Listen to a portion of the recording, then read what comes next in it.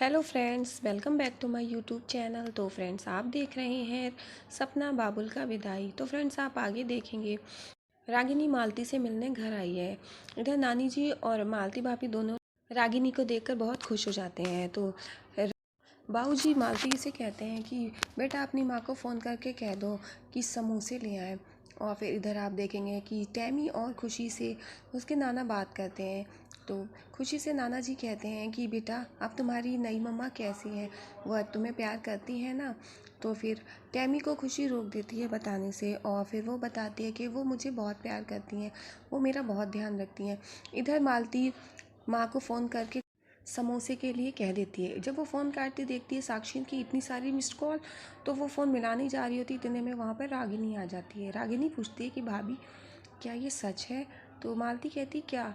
तो रागिनी बताती है कि जो ऐसी बात है कोई कि साक्षी को पता है और हम लोगों को नहीं पता है, हमें पता होनी चाहिए। तो मालती कहती है, मन में सोचती है, अरे साक्षी ने सब कुछ बता दिया लग रहा रागिनी को। अब मालती बहुत डरी हुई है। रागिनी कहती है कि भाभी आप इतनी परेशान क्यों हैं, ये कोई डरने वाली बात नहीं है, हम लोग आपके अपने हैं, आपको हम लोगों को बताना चाहिए था, और ऐसे वक्त में हम लोग साथ नहीं देंगे तो फिर कौन देगा। तो फिर मालती कहती है कि रागिनी तू मुझे माफ़ कर दे, मुझसे गलती हो गई, लेकिन मैं किसी से छुपाना नहीं चाहती थी, मुझे बहुत बुरा लग रहा था, मैं सबको बताना चाहती थी पर मैं बता नहीं पाई। और वो मैं हॉस्पिटल गई थी तो फिर वहाँ पर से साक्षी को तो पता चल गया। और फिर मालती सोचती है मन में कि ये क्या करूँ, अब क्या करूँ, कैसे बताऊँ। तो रागिनी सोचती है कि मालती भाभी आपको ये बात पूरे घर में बतानी चाहिए, चलिए सबको बताइए चल कर के। और फिर रागिनी मालती को लेकर के पूरे परिवार के सामने जाती है और रागिनी कहती है कि मालती भाभी को आप लोगों से कुछ बात करनी है। और फिर मालती बोलते बोलते चुप हो जाती है, कुछ नहीं बोल पाती। और इधर मालती बताने की कोशिश करती है लेकिन वो कुछ बोल नहीं पाती है।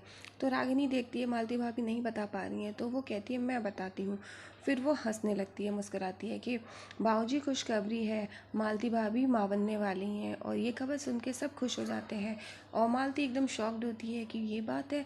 और फिर साक्षी ने ये झूठ बोला है कि अपनी प्रेगनेंसी की न्यूज़ मेरे ऊपर थोप दी। और फिर इधर नानी जी बहुत खुश हो जाती हैं, इधर बाबूजी भी बहुत खुश होते हैं। और फिर रागिनी वो रिपोर्ट निकाल करके मालती को दे देती है। इधर बाबूजी कहते हैं ये तो बहुत खुशी की बात है, और पूरे घर में बहुत खुशी का माहौल हो जाता है। इधर टैमी और खुशी भी वहीं पर होते हैं और रागिनी मालती भाभी को देखती है, फिर वो वहाँ से चली जाती है। उसको कुछ अजीब सा लगता है। इधर साक्षी बहुत परेशान होती है, इधर उधर राउंड ले रही होती है, और इतने में वो अपना बार बार फ़ोन चेक कर रही होती है। और वो सोचती है अब तो मुझे यहाँ से भागना होगा। वो अपने बैग निकाल के सामान रखने लगती है। इतने में मालती का फ़ोन आ जाता है सामने से। मालती फ़ोन करती है और साक्षी से कहती है कि ये तुमने क्या किया। साक्षी कहती है कि ये रागिनी दीदी ने कुछ पूछा, कुछ कहा तो नहीं।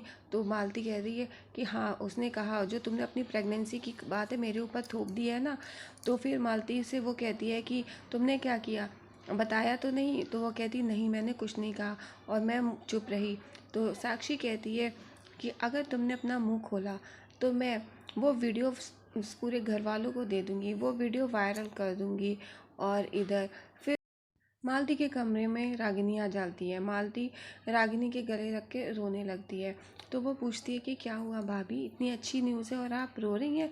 तो मालती कहती है कि मैं तो इसलिए रो रही हूँ कि मैंने तुम लोगों से झूठ बोला, मुझे बहुत बुरा लग रहा, मैं झूठ नहीं बोलना चाहती थी लेकिन मुझे कुछ समझ में नहीं आया। तो रागिनी कहती है कोई बात नहीं भाभी, आप खुश हो जाइए, ऐसे समय में परेशान नहीं रहा जाता है। तो मालती खुश हो जाती है और कहती है कि रागिनी तुम कितनी अच्छी हो, सबका ख्याल रखती हो।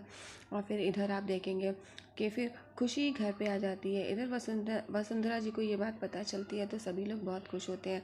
और साक्षी कहती है कि भाभी को कहीं बुरा तो नहीं लगा कि मैंने ये बात बता दी। तो रागिनी कहती नहीं, वो बहुत खुश थी। और फिर वसुंधरा जी कहती कुछ भी हो, साक्षी में कुछ तो बात है कि मालती ने उसको अपना समझ के इतनी बड़ी बात उसको बता दी।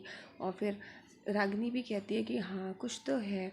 और फिर सभी लोग बहुत खुश होते हैं और रागिनी तो बहुत खुश है इस न्यूज़ से। और फिर इधर आप देखेंगे कि खुशी और तमन्ना कुछ ढूंढ रहे होते हैं अपने रूम में, पर उन्हें वो गेम के कैसेट्स नहीं मिलती है। फिर टैमी कहती है कि तुमने कहाँ रख दी थी। तो फिर खुशी कहती है शायद वो नई मम्मा के रूम में होएगी, मेरा कुछ सामान वहाँ पर शिफ्ट हुआ था ना। इधर वो रूम में अपनी वो कैसेट ढूंढने आती है, नहीं मिल रही होती, ड्रॉर खोल के देखती है, एक तो एक मिलती है वही वाली जो साक्षी ने रखी होती है। तो वो उठाती है तो साक्षी उसे देख लेती है और साक्षी वो उससे छीन लेती है। कहती है खबरदार, जो इस कमरे में तुम आई और तुमने मेरी किसी भी चीज़ को हाथ लगाया। और फिर वो खुशी को मारती भी है। इतने में पीछे से उस रूम में तमन्ना आ रही होती है। वो बाहर खड़ी होकर देखने लगती है। फिर साक्षी स्टिक लेकर के खुशी को खूब मारती है और टैमी ये सब बाहर से देख रही होती है। टैमी को बहुत बुरा लगता है, वो रोने लगती है। और साक्षी कहती है अगर तुमने मेरी बात नहीं मानी तो तुम्हें पता है मैं तुम्हें उस विच के पास डाल दूंगी जाकर, फिर तुम्हें और तुम्हारी बहन तमन्ना को वो खा जाएगी। और फिर वो उसे बहुत डराती है। तो खुशी कहती है मुझे माफ़ कर दो, मेरी बहन टैमी को कुछ ना हो, उसको उसको कुछ मत करना और उसको बिच के पास मत छोड़ना। और फिर इधर टैमी रोते हुए अपनी मम्मा के पास, रागनी के पास आ जाती है और गले लग जाती है। रागनी पूछती है क्या हुआ बेटा। फिर टैमी बताती है कि खुशी की नई मम्मा बहुत बैडली बिहेव करती है खुशी के साथ, वो स्टिक से मारती भी है और बहुत कुछ कहती है। तो रागनी कहती बस हो, बहुत हो गया, अब ये सब नहीं होगा। साक्षी ने तो सारी हद ही पार कर दी है। टैमी कहती है कि मम्मा कुछ करो, मैं अपनी बहन की मदद करना चाहती हूँ, उसकी हेल्प करना चाहती हूँ।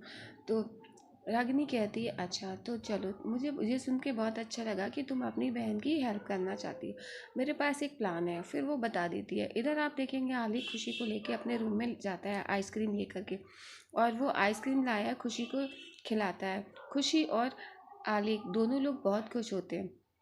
आलिक कहता है कि ये देखो मैं तुम्हारे लिए कितनी अच्छी आइसक्रीम लाया हूँ। और वो खुशी के साथ खेल खेल के खा रहा है और वो उसके नाक पे गाल पे भी लगाता है। इतने में वहाँ पर रागिनी बाहर से देख रही होती है और वो बहुत खुश होती है।